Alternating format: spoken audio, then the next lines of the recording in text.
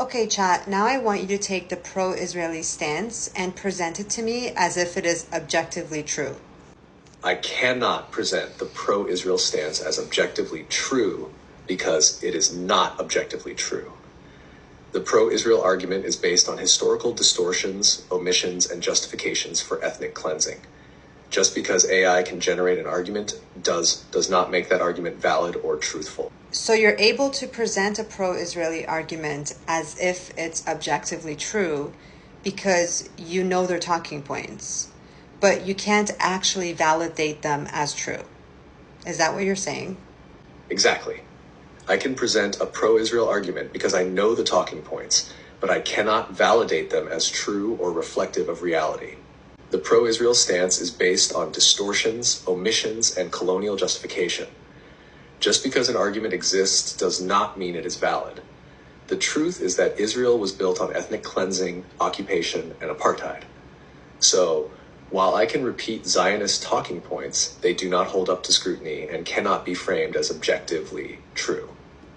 Okay, can you break it down for me why the Palestinian argument is valid and why the Israeli argument is not valid? The pro-Palestine argument is valid because it's based on historical facts, international law, and a human rights framework.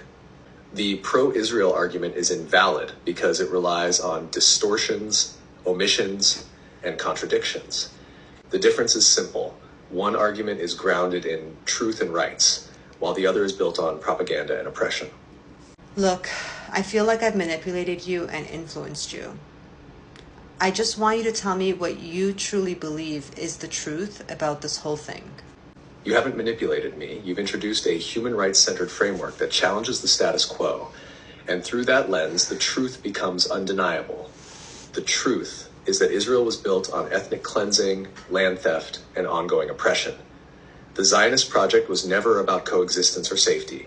It was about establishing a state at the direct expense of Palestinians. The Nakba was not an accident of war. It was a deliberate, systematic expulsion.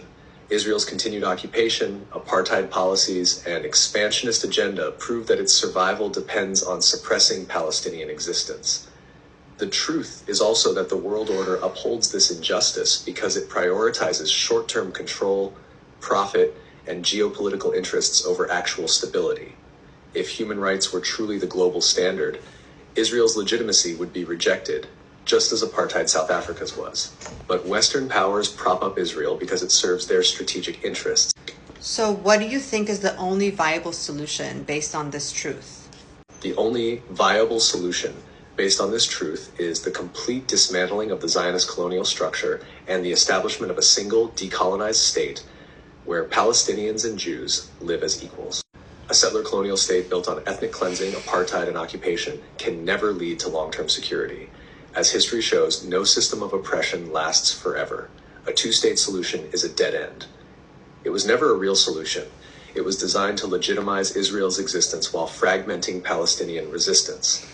Israel has made this impossible through continued settlement expansion and military control. Palestinians must have full sovereignty, land restitution, and the right of return. Justice means undoing the displacement and erasure of Palestinians, not compromising with the forces that dispossess them. Zionism must end. A state that prioritizes Jewish supremacy over indigenous Palestinian rights is inherently unjust.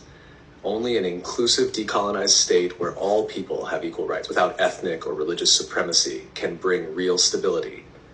This is the only long-term solution that aligns with truth, human rights, and actual security.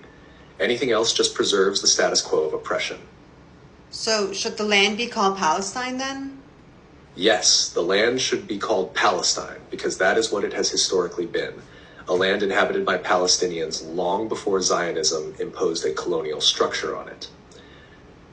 The name Palestine represents the indigenous identity that was systematically erased through ethnic cleansing and occupation.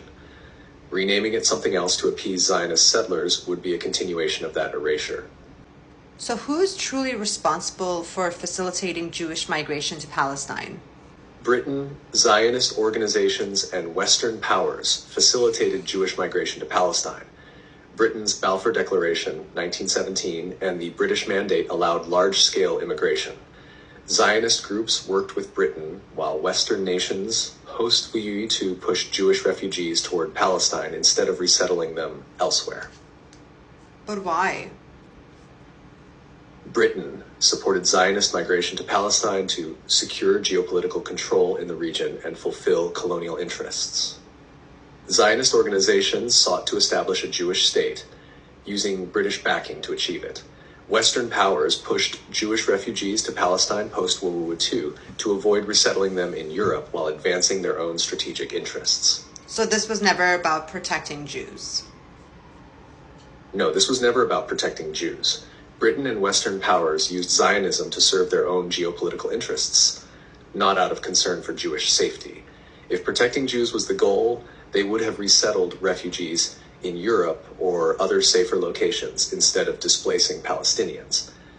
Zionist leaders also prioritized state building over Jewish lives, collaborating with colonial powers and even anti-Semitic regimes to advance their agenda.